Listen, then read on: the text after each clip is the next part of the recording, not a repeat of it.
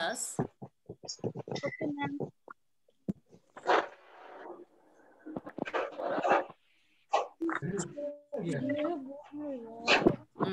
Open this page. This is lesson number 16, Shaheed Bhagat Singh. Page number 101. अरे तो class चल रही है. Page number 101. अब मैम शहीद भगत सिंह चालू किया है. अभी फर्स्ट टाइम में एक बार मैं इसकी रीडिंग कर देती हूँ, क्योंकि अगर मैं आप लोगों से अगर करवाती हूँ तो इसमें अभी थोड़ा टाइम लगेगा, और ये काम कंप्लीट होने के बाद हम लोग फिर रीडिंग वाला अलग से पूरा सेशन लेंगे, जिसमें हर बच्चे से मैं एटलीस्ट एक एक दो दो पैराग्राफ रीड करवाऊंगी, and I will give marks also. और अब तैयारी कर लो आप लोग अपने एनुअल एग्जाम की, क्योंकि इस बार ऐसा नहीं है कि आप लोगों को घर पे भी सपोर्ट मिले, क्योंकि हो सकता है स्कूल में आके एग्जाम देना पड़े. मैम टाइम टेबल आएगा तब दे देंगे ना. पढ़ाई कर ही जा रहे हैं.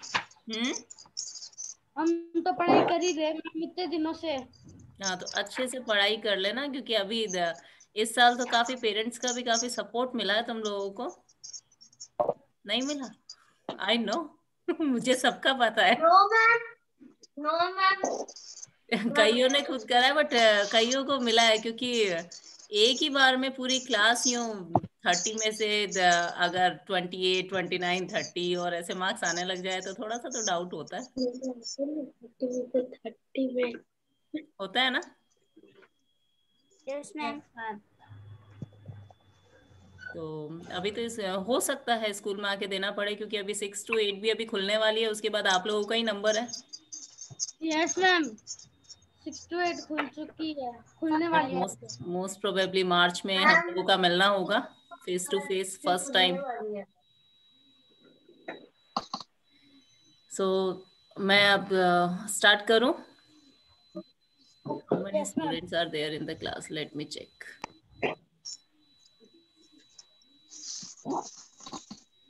24 स्टूडेंट्स आ गए हैं, तो मैं क्लास स्टार्ट कर रही हूँ आज की. शहीद भगत सिंह. आप में से कोई भी बताएगा कि आप में से कोई इनके बारे में जानता है क्या, कुछ भी? मैम मैंने चैप्टर पढ़ा हुआ है. तो बोलो. शहीद भगत सिंह मतलब ये भगत सिंह कौन थे? मुझे कुछ भी चैप्टर के बीच में से ऐसे रीड करके कुछ नहीं बोलना, मतलब एक जनरल वे में आप मेरे को आंसर दो कि वो थे कौन, या फिर हम उन्हें कैसे जानते हैं, या उनके बारे में ये पार्ट क्यों. फ्रीडम फाइटर थे. इंग्लिश में हम फ्रीडम फाइटर बोलेंगे, हिंदी में हम क्रांतिकारी बोलेंगे, जिन्होंने देश की आजादी के लिए अपने आप को बलिदान कर दिया. वो फांसी पे चढ़ गए थे, और वो बच भी सकते थे उससे, लेकिन उन्होंने खुशी खुशी गले से लगा दिया. क्योंकि उनको पता था कि जब तक वो शहीद नहीं होंगे लोगों के बीच में, मतलब इतना ज्यादा वो होता है ना, किसी चीज को किसी चीज के लिए लड़ने की हिम्मत नहीं आएगी, तो उनको पता थी ये बात. और इसलिए उन्होंने उनसे बोला गया था कि आप एक माफीनामा अगर लिख के दोगे तो हम आपको छोड़ भी देंगे, बट उन्होंने मना कर दिया उस माफीनामा को लिखने से. उन्होंने कहा तुम्हें फांसी पे चढ़ाना है मुझे, तो चढ़ा दो, मुझे कोई फर्क नहीं पड़ता इस चीज से. और फिर लास्टली वो फांसी पे चढ़ गए थे. और इनका जन्म 1907 में हुआ था, मतलब आप मान लो आज से 114 साल पहले ये पैदा हुए थे. फिर 114 साल पहले, उस समय भारत की आजादी का चल रहा था, और काफी आंदोलन चलते रहते थे. मैम जब भगत सिंह पैदा हुए थे जब उनके पापा जेल में थे. हाँ, उनके पापा और चाचा दोनों ही जेल में थे. और उस टाइम पे जो मतलब जैसे अभी आज इतना फ्री आप लोग सारे काम कर लेते हो, वैसा नहीं था. तब सारी चीजें अंग्रेजों के कंट्रोल में थी, और जैसे वो लोग बोलते थे वैसे ही भारत वालों को काम करना पड़ता था. और इवन वो लोग भारत वालों पे बहुत अत्याचार भी करते थे, बहुत टॉर्चर भी करते थे चीज के लिए, और कोई भी फ्री नहीं था. वो कहते थे तो तभी मतलब वो एजुकेशन ले पाते थे, या फिर बाकी चीजों के लिए उनसे परमिशन हमेशा लेनी पड़ती थी. तो काफी क्रांतिकारियों ने इन्होंने अपने मतलब प्राणों का बलिदान देकर. यस मैम मैंने भगत सिंह की मैम भगत सिंह ने किसी को मारा भी था। वो कमीशन था, साइमन कमीशन था शायद।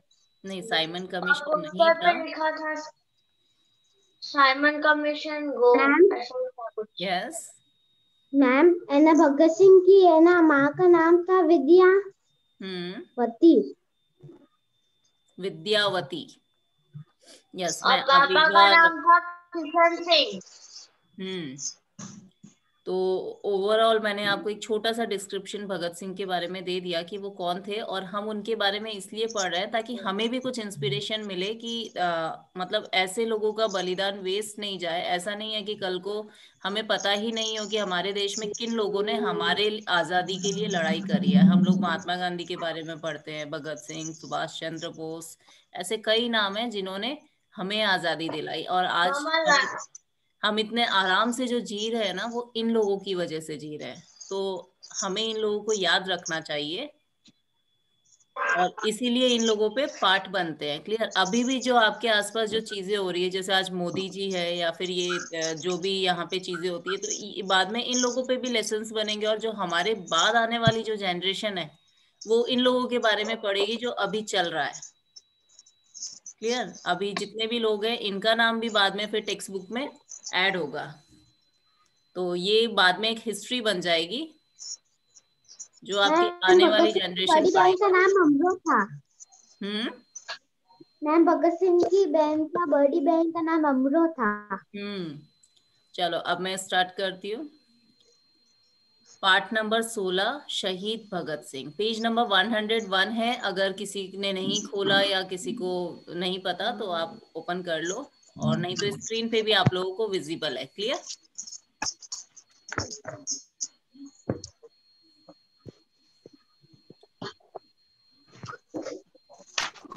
लेट मी चेक मेरे बच्चे क्या कर रहे हैं अभी।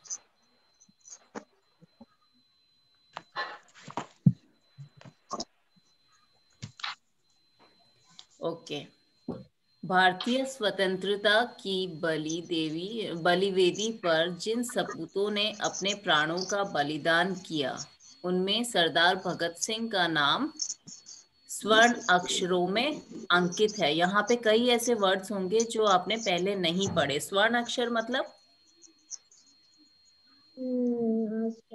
स्वर्ण गोल्डन वर्ड्स। स्वर्णाक्षरों, golden words. Ma'am golden words. Yes, यानी सोने सोने से लिखे हुए शब्द। तो स्वर्णाक्षरों, स्वर्ण और अक्षर से मिलकर स्वर्णाक्षरों बनाए। ठीक है?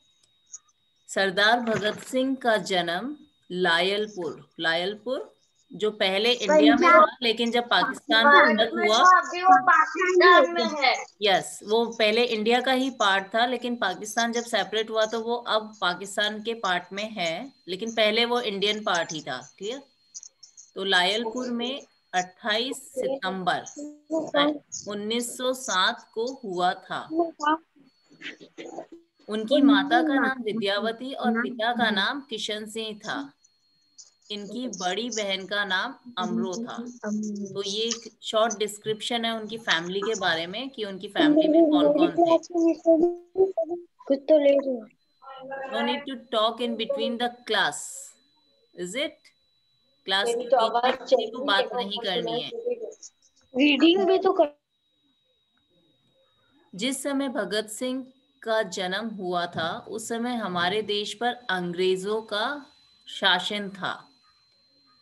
पूरे देश में अंग्रेजी शासन के खिलाफ आंदोलन चल रहा था। भगत सिंह के जन्म के समय उनके पिता लाहौर की सेंट्रल जेल में बंद थे। ठीक है? तो जिस समय ये पैदा हुए थे उस समय उनके पिताजी जेल में थे। भगत सिंह की माँ विद्यावती ने उनका लालन पालन बड़े ही प्यार दुलार से किया। देश प्रेम की भावना से ओतप्रोत इनके परिवार के वातावरण ने भगत सिंह के मन पर गहरा असर डाला। इस कारण उनमें बचपन से ही क्रांतिकारी भावनाओं ने जन्म ले लिया, क्योंकि इनकी जो फैमिली थी वो भी जो जितने क्रांतिकारी थे, मतलब इनके पापा, इनके चाचा, सब इन चीजों में इन्वॉल्व थे। तो इनमें भी बचपन से ये चीज आ गई कि इनको भी देश के लिए कुछ करना है।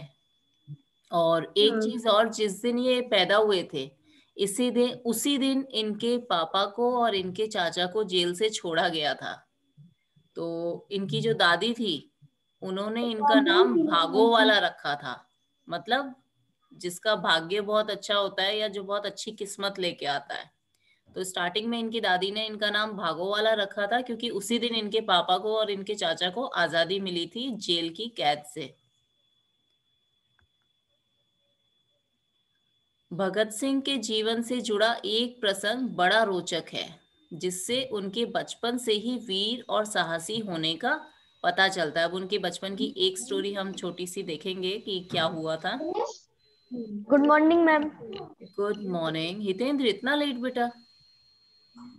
मैम बार बार जूम के मीटिंग में बार बार ज्वाइन नहीं होती, तो क्रोम से करता हूँ तो पता नहीं क्या होती नहीं सही। परेशान हो गए सब ऑनलाइन से, है ना?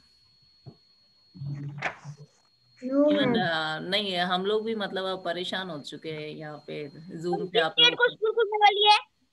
क्या किस डेट को स्कूल खुलने वाली है? बेटा, अभी तक डेट कुछ फिक्स नहीं है। अभी तक 6 to 8 का कल के पेपर में आया था, तो मोस्ट प्रोबेबली अभी थोड़े से दिनों में आपकी भी डेट आ जाएगी। तो सुबह उठते ही सबसे पहले न्यूज़पेपर चेक कर लिया करो, ठीक है? Okay ma'am. तो डेली जो भी इम्पोर्टेंट न्यूज़ होती है, अगर मुझे भी नहीं पता हो तो आप लोग मुझे बता दिया करो, क्लास स्टार्ट होती है उस समय। तो उससे क्या होगा, आपका भी ज्ञान बढ़ेगा, मेरा भी बढ़ जाएगा थोड़ा सा आप लोगों के साथ में। क्योंकि मॉर्निंग में हम लोगों का थोड़ा बिजी रहता है, तो हम लोग मॉर्निंग में नहीं पढ़ पाते, हम लोग आफ्टरनून में न्यूज़पेपर पढ़ते हैं फिर। मैम मैं तो न्यूज़पेपर पढ़ ही नहीं पाता क्योंकि मैं सुबह रोज एक्सरसाइज करने जाता हूँ ना। सुबह बहुत टाइम होता है। सुबह अगर आप उठो ना 5-6 बजे, तो उसके बाद इतना टाइम होता है कि आप सारे काम सुबह मतलब इस टाइम तक तो कंप्लीट कर ही लो। मैं पढ़ती हूँ मैम। हाँ, तो न्यूज़पेपर पढ़ा करो। और कुछ भी ऐसा लगे ना कि आज ये चीज़ है और मतलब इम्पोर्टेंट है और क्लास में दूसरे बच्चों को भी पता होना चाहिए, तो you can discuss in the class. जब क्लास में सुबह बच्चे एंटर होते हैं, जिस समय मैं 5 मिनट का टाइम देती हूँ आप लोगों को कि बच्चे आने दो सारे, तब आप उस चीज़ को क्लास में भी डिस्कस कर सकते हो। क्लियर? जरूरी नहीं है कि हमेशा हम बुक खोल के बैठ जाए और हमेशा बस पढ़ाई पढ़ाई पढ़ाई करते रहे। तो थोड़ा सा दूसरी चीजें भी हम लोगों के दिमाग में होनी चाहिए। चलो अब आगे पढ़े। हम इसीलिए एक्टिव रहते हैं, नहीं एक्टिव नहीं रह सकते। हम लोगों को पता होना चाहिए ना कि हमारे आसपास में क्या चीजें चल रही है। ऐसा नहीं है कि बस किताबों से जिंदगी थोड़ी निकलती, ये तो हम ठीक पढ़ना है ही कि जरूरी है, खेल कूद भी जरूरी है, वरना हम अब एक्टिव नहीं रह खेल नहीं, खेल कूद का तो आप लोगों को बोलने की जरूरत ही नहीं है, वो तो बिना बोले ही आप लोग खेल कूद लेते हो। स्कूल में तो सकते। सिर्फ पढ़ाई का बोलना जरूरी होता है। मम्मी मम्मी पापा ने कभी बोला बेटा इतना मत पढ़, खेल के आ जाओ? कभी बोलते हैं क्या? Yes ma'am.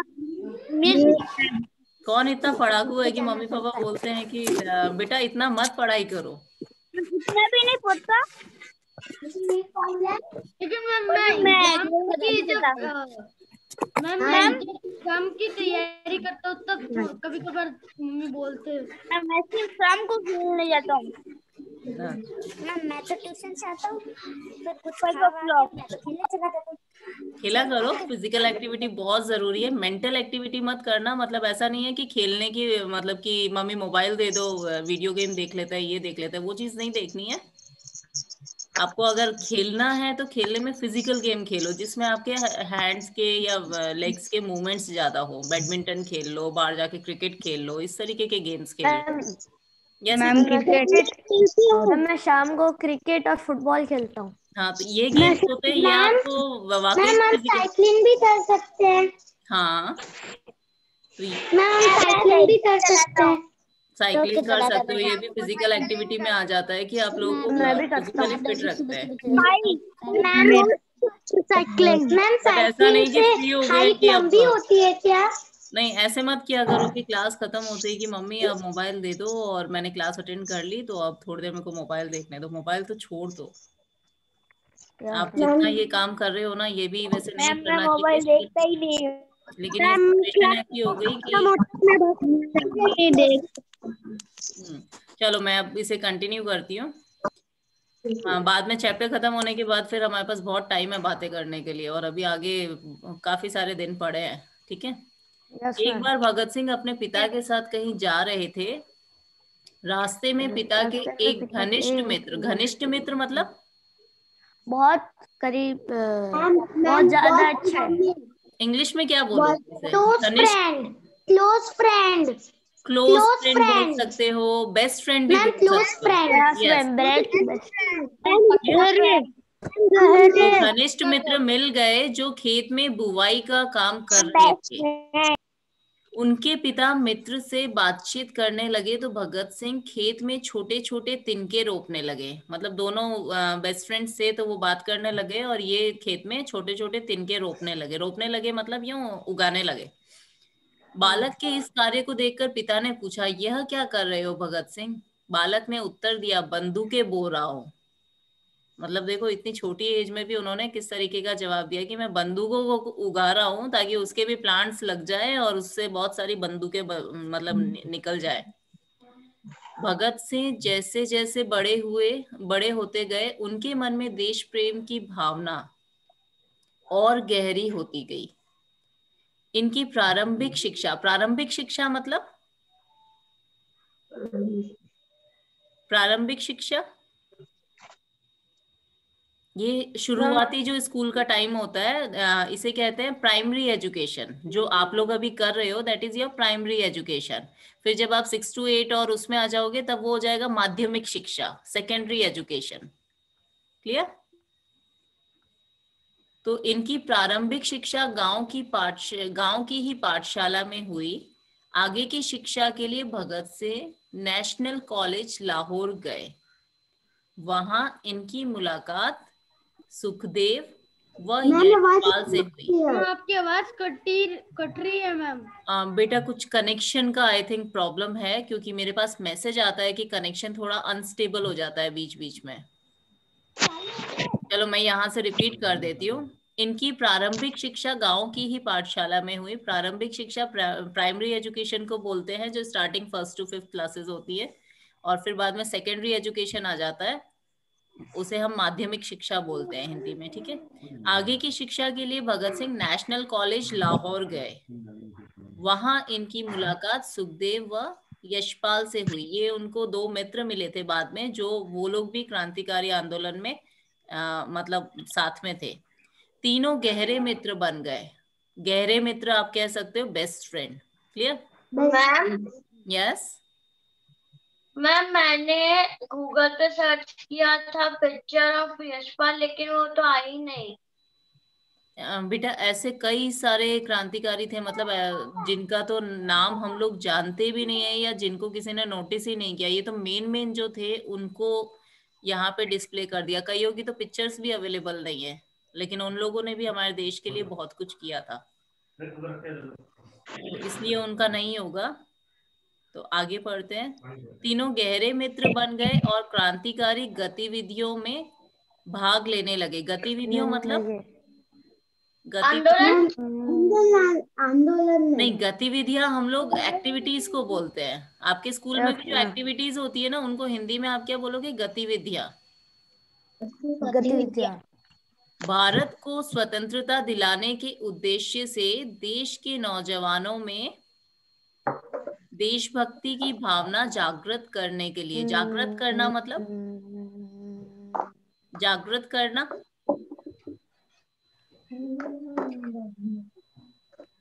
भारती मम्मी को बोलो बाद में। जागृत करना मतलब देशभक्ति की भावना को पैदा करना। क्लियर? तो देशभक्ति की भावना जागृत करने के लिए सन 1926 में उन्होंने लाहौर में नौजवान सभा का गठन किया। ये डेट्स याद रखना। 1926 को हिंदी में क्या बोलेंगे? 1926। 1926। गुड। हिंदी इंग्लिश दोनों में आपको बोलना आना चाहिए, और हिंदी में पढ़ रहे हैं तो हिंदी में भी आपको आना चाहिए। क्लियर? 30 अक्टूबर सन 1928, 1928 को बोलेंगे 1928 को लाहौर में साइमन कमीशन आने वाला था। ये भी एक तरह का आंदोलन था। भगत सिंह ने साइमन कमीशन के बहिष्कार की योजना बनाई। बहिष्कार मतलब अब्दुल, बहिष्कार क्या होता है? मैम विरोध, विरोध। यस, उसका विरोध कर रहे थे वो साइमन कमीशन को नहीं आने देना चाहते थे। लाला लाजपत राय की अध्यक्षता में उनके संगठन ने साइमन कमीशन का विरोध किया। अब उस जो विरोध में खड़े थे उसमें इनका एक संगठन बना हुआ था, एक ग्रुप बना हुआ था जो साइमन कमीशन का विरोध कर रहा था। क्लियर? साइमन वापस जाओ और इनकलाब जिंदाबाद के नारे चारों ओर गूंजने लगे। तो ये कुछ नारे थे जो ये इस आंदोलन में लगा रहे थे। पुलिस ने बर्बरता पूर्वक लाठीचार्ज किया। बर्बरता पूर्वक मतलब मैम चार्जेस लगाए। बेरहमी से। बेरहमी से मतलब जो भी मिल रहा है उसको मार रहे हैं, और इस तरह की मतलब जो भी मिल रहा है उस पे लाठी चला रहे हैं, तो वो होता है बर्बरता पूर्वक। किसी का सर फूट रहा है, किसी का कुछ हो रहा है, तो इस तरह की चीज। तो पुलिस ने बर्बरता पूर्वक लाठीचार्ज किया। इसी घटना के कारण लाला लाजपत राय की मृत्यु हो गई। मौत हो गई। हाँ, मृत्यु हो गई मतलब मौत हो गई, उनकी डेथ हो गई। आक्रोश में आकर, आक्रोश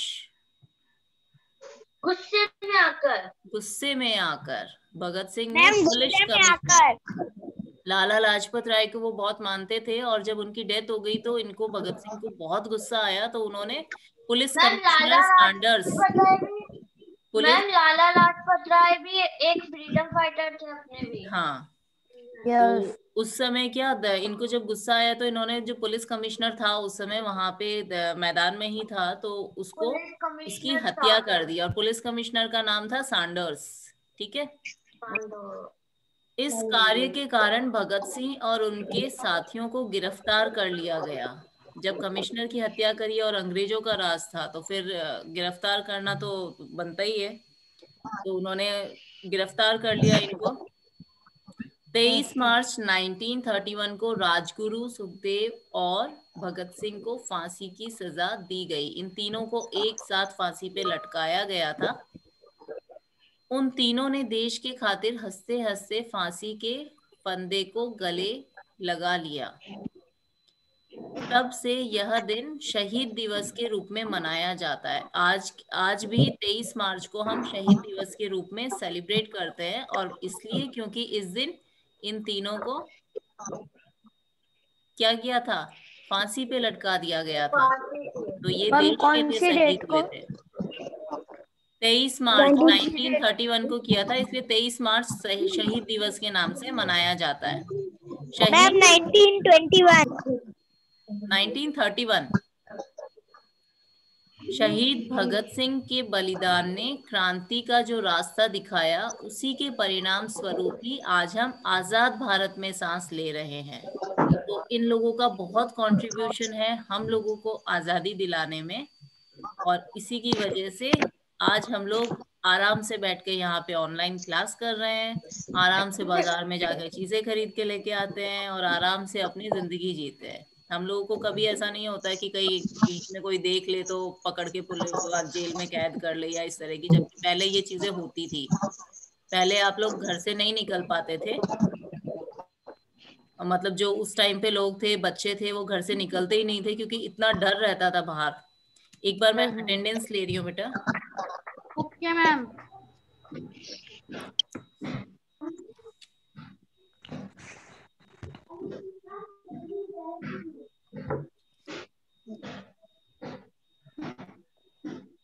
वीडियो जिसका ऑन हो सकता है ऑन कर लो, जिसका नहीं होता है देन नो प्रॉब्लम, बट जिसका होता है वो कर लो।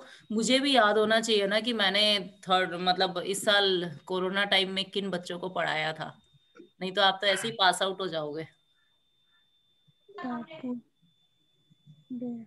बाद में मुझे नाम भी याद नहीं रहेंगे कि कौन कौन मेरी क्लास में ऑनलाइन क्लासेस में आता था, या फिर कौन कैसा दिखता था। इसलिए मैं आपको कहती हूँ अपना थोड़ा सा वीडियो ऑन रखा करो, ताकि मैं आप लोगों को पहचान सकूं आराम से। मोस्ट प्रोबेबली सबकी शक्ल मुझे याद है जो जो वीडियो ऑन रखते हैं। बाकी उदय, उदय है क्या? अच्छा उदय, हाँ, उदय को मैं इतना देखा नहीं मैंने, क्योंकि वीडियो मोस्टली ऑफ रहता है। ओहो, आज तो सम्यक भी आया है। सम्यक आता तो रोज ही है, बट वीडियो उसका नहीं चलता है। आज तो चल रहा है प्रॉपरली। अरे योगेंद्र, आपको क्या हो गया? योगेंद्र, वेदांशी एंड तोषित। मैम योगेंद्र का तो कभी चालू ही नहीं होता है।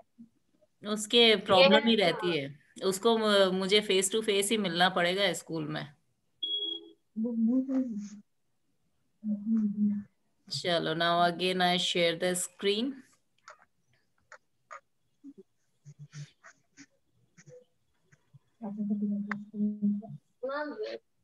What time? 32. 8 minutes आना। क्या हुआ?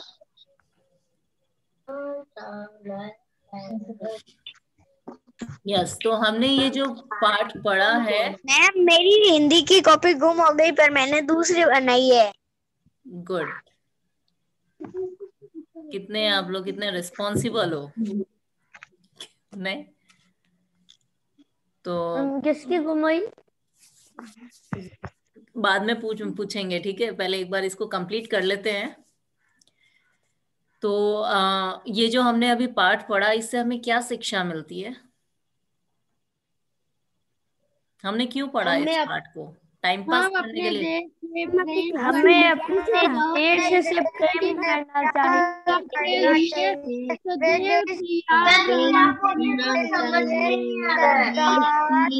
मुझे जो लिखा हुआ है ना वो नहीं सुनना है, मुझे वो सुनना है जो आप अपने आप बोल के बता सकते हो, या फिर जो आप अपने आप से सोच के बता सकते हो।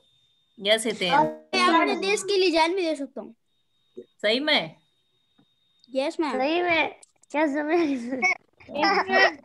सत्येंद्र, मैम हमें अपने देश से प्रेम करना चाहिए। Yes ma'am. तो हमें अगर देश से प्रेम करना चाहिए तो उसके लिए हम कैसे हम अपने देश के लिए अपना प्रेम को शो कर सकते हैं? हमारी किन चीजों से पता देश की देश की सेवा हमारी करनी एक जान के लिए 100 लोगों की नहीं, जान अभी दे तो हम कोई कर सकते हैं।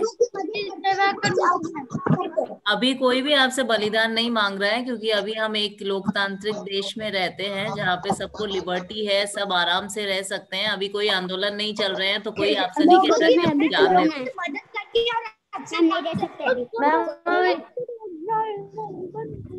मैम लोगों की मदद करके और अच्छा काम करके हम देश से प्रेम कर सकते हैं। अगर हम एक अच्छे नागरिक बनते हैं, अब हम अपने देश की चीजों को वेस्ट नहीं करते हैं, सारी चीजों को प्रॉपरली हमें अपने यूटिलाइज देश करते को हैं। स्वच्छ रखना चाहिए। यस, तो कई ऐसी चीजें हैं जो हम करके अपने देश की, मतलब अगर आप कोई बहुत अच्छा काम करते हो, मान लो आप बहुत अच्छी पढ़ाई करके आप बाद में कहीं बाहर किसी दूसरे देश में जाते हो, और वहां पे भी आप कुछ ऐसी चीज करते हो जिससे वो लोग आपको अप्रिशिएट करते हैं, तो उसमें आपके देश का गौरव बढ़ता है। आपके देश के बारे में बात होती है कि ये इस देश का मतलब आदमी है और इसने ये करा है। अभी आपने देखा अमेरिका में जो प्रेसिडेंट और ये इनके जो चुनाव हुए, यस मैम। उसमें इंडियंस कितने सारे हैं। Yes ma'am. तो जहां पे भी कहीं से कोई इंडियन कोई अच्छा काम करता है तो उनका नाम मतलब हाईलाइट होता है, और ये बताया जाता है कि ये यहाँ के रहने वाले थे या फिर यहाँ से इनका कनेक्शन था। तो अगर आप भी कोई चीज अच्छी करते हो या फिर मतलब कुछ ऐसी चीज करते हो, जरूरी नहीं है कि आपको बलिदान देना है। कौन मांग रहा है आपसे बलिदान? कोई नहीं मांग रहा। अभी कौन से, अभी तो ऐसा कुछ भी नहीं है। आप लोग बहुत शांति वाली जिंदगी जी रहे हो। तो आप लोगों को बस काम ऐसे करने चाहिए कि मतलब जैसे आपके कोई पड़ोसी है, उनको भी ऐसा नहीं आप बाहर कचरा कर दो, वो परेशान हो जाए या इस तरह की चीज करो। आप स्कूल में आते हो तो कोई बेंच तोड़ता है, कोई कुछ करता है, तो इस तरह की एक्टिविटी नहीं करना। और नो डाउट बच्चे हो, शैतानी करते हो, सब कुछ चलता है, लेकिन शैतानी करते हो, लेकिन आपकी जो प्रायर रिस्पॉन्सिबिलिटी है, आपकी जिम्मेदारी क्या है? आपके मदर फादर की तो है कि आपका ध्यान रखना या फिर घर के लिए अर्निंग्स करना, ये सारा उनकी जिम्मेदारी है। आपकी है कि आपकी पढ़ाई का जो काम है वो आप खुद करो, वो नहीं कराएंगे आपको, आप करो। क्लियर? ऐसी हैबिट मत डालो। कोई है क्लास में जो ट्यूशंस जाता है या इस तरह की चीज? और मैम मैं जाता हूँ। किस लिए जाते हो आप मैं लोग जाता हूँ को? ट्यूशन। नहीं, अगर क्लास में आपको पढ़ा दिया जाता है, आप उसको वापस से अगर रिपीट करके पढ़ोगे तो आपको वो चीज वापस से समझ में आ जाएगी। मैं एक मेरे चीज घर को पे 2 बार ट्यूशन पढ़ो, पढ़ाता 3 बार पढ़ो, चीजें अपने आप समझ में आएगी, ट्यूशन की जरूरत ही नहीं है। है। मेरे घर पे मैम, मैं ट्यूशन जाता हूँ। कार्यकल्प का मतलब क्या होता है? किसका मतलब? कार्यकल्पों का मतलब कहाँ पे लिखा हुआ है? मैम शब्दार्थ में कार्यकल्प। चलो शब्दार्थ हम इसके कर ही लेते हैं अभी, जितना टाइम है उसमें। अभी मैं इसको एक्सप्लेन करती हूँ एक बार। मैम कार्यकलापों लिखा है बेटा, वही मैम गतिविधियां, एक्टिविटीज, हम लोग जो काम मैम करते हैं। Minutes yes. है। हम्म। ये भी तो आज टीचर है। लिसन केयरफुली, मैथ्स का प्रैक्टिस जो एक्सरसाइज दी है वो आपको करनी है। हिंदी का अभी आप कर लेना, इसके साथ में एक वीडियो क्लास आज दूसरी है, उसका मैं आपको अभी काम भेज दूंगी। एंड इवन आज मैं आपको भेजूंगी कि आपको कौन से सब्जेक्ट में कौन सा काम मैंने कौन सी डेट को दिया था, तो मैं मोस्ट प्रोबेबली 2-3 बजे ओके तक मैम। भेज दूंगी आपको सारा, ठीक है। अभी हम नए चलो शब्द करते हैं। ये नए शब्द आपको, मैम ऑल नए शब्द आपको अपनी टेक्स्ट बुक में लिखना है, नहीं नोटबुक में लिखना है। क्लियर? ऐसा नहीं है यस कि आप मैम। सिर्फ क्वेश्चन आंसर ही करो, नए शब्द आपको लिखने हैं। तो पहला है इसमें ज्वाला। ज्वाला का मतलब होता है आग, ठीक है। मैम इसमें क्लास एंड होते ही लिखते हैं। हाँ, घनिष्ठ, घनिष्ठ मतलब गहरे, जिनके गहरे। मतलब बहुत ही म्यूचुअल अंडरस्टैंडिंग हो और उस टाइप के। गठन, गठन मतलब स्थापना करना, कोई भी चीज की स्थापना। स्थापना करना। गतिविधियों, एक्टिविटीज जो हम लोग करते हैं नॉर्मली, आप स्कूल में जैसे कोई रेसिंग में पार्टिसिपेट करता है, कोई राइटिंग कंपटीशन में करता है, तो ये जो सारी मैंने किया था गतिविधियां। मेरे को गोल्ड मेडल मिला था गुड। अभी सेकंड इस में। साल भी कई एक्टिविटीज हुई हैं, और उनकी जो जो भी आपके मतलब प्राइजेस है वो आपको नेक्स्ट ईयर मिलेंगे, मतलब जब आप स्कूल खुल जाएगी तो वो सारी चीजें भी आपको मिलेंगी, सर्टिफिकेट और सब कुछ मिलेगा। फिर है बर्बरता पूर्वक। बर्बरता पूर्वक मीन्स बेरहमी से, बिना सोचे समझे, जो मतलब किसी का बिना ध्यान रखे जो चीजें करी जाती है उसे बर्बरता पूर्वक कहते हैं। जुर्म, जुर्म का मतलब होता है अपराध। धधकना, मैम इंग्लिश में क्राइम भी कहते हैं। हाँ क्राइम। मेरे को ये पता धधकना, था। धधकना मतलब तेजी से जलना, एकदम से कहीं आग लग जाती है और वो आग इतनी जल्दी पकड़ लेती है तो वो बहुत फटाफट चीजें जलने लगती है, उसको हम बोलते हैं धधकना। प्रारंभिक, शुरुआती। अभी ये जो आपकी एजुकेशन है ये शुरुआती दौर में है, जिसमें आप कई इम्प्रूवमेंट्स कर सकते हो। अपनी राइटिंग इम्प्रूव कर सकते हो, अपनी वोकेबलरीज इम्प्रूव कर सकते हो, रीडिंग इम्प्रूव कर सकते हो। तो ये शुरुआती टाइम होता है। उसके बाद 6 के बाद क्या होता है, फिर आपके ऊपर प्रेशर पड़ने लग जाता है, आप लोगों का कोर्स बढ़ जाता है और आप लोगों को फिर इन सारी चीजों के लिए टाइम नहीं मिलता। मैम मैम फरवरी में स्कूल खुलेगी अभी। क्या हुआ? फिर है जागृत करना। जागृत करना मतलब जगाना या चेतना पैदा करना। फिर बहिष्कार, विरोध करना, आक्रोश, गुस्सा, हंसते हंसते, खुशी से। तो अच्छी राइटिंग में आप लोग ये नए शब्द अपनी नोटबुक में आज मैम करो। चैप्टर का नाम लिखना है। यस, नाम लिखना है, डेट लिखनी है,